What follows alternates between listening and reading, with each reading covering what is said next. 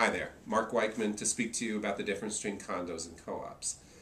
You know the short answer to this. Google it. I mean, really, this is just a matter of definition. The reality is, and this pertains possibly a little bit more to Manhattan than it does to Long Island. By the way, I'm a lifelong resident of both, so to speak. Grew up here on Long Island, moved into Manhattan, lived half my life there basically, most of my adult life, or so-called. Condos versus co-ops. Simple definition. A condo means you actually own your unit. You can rent it out to whomever you want.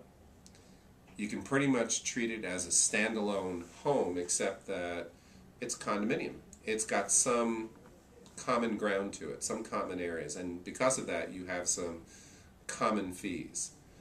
If you're in an apartment building, those common fees can be related to employees and general upkeep of the building. If they're a condo development where it's 2 or 3 units attached side by side to each other, maybe one up, one below, those have maybe common grounds, grassy areas, parks. Those are all going to be part of your monthly maintenance fee. Maybe garbage pickup, who knows. But condos, you have the most control. Co-ops, as the word would imply, there's a cooperative here. There's a board, and that board maintains the cooperative in any way that the board members have agreed to, and the board members have been elected by the various inhabitants of the various co-ops. You don't actually own the unit in a co-op. In a co-op you own shares. That's the technical part of it. But the way that it affects you and me, if I was to own a co-op, and if I was to be presenting your offer before a co-op board or listing your co-op for sale, is we then would have very real considerations about the qualifications separate from the normal qualifications, the financial qualifications, that is, of a buyer. Now, the co-op board legally can make almost anything a requirement.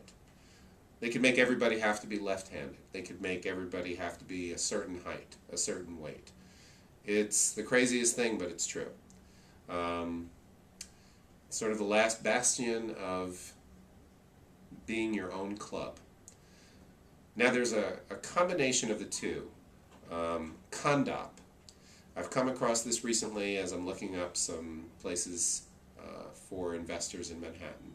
I haven't heard of these as much on Long Island as of yet, but they sort of have the best of the both worlds, both for the seller and a little bit for the buyer.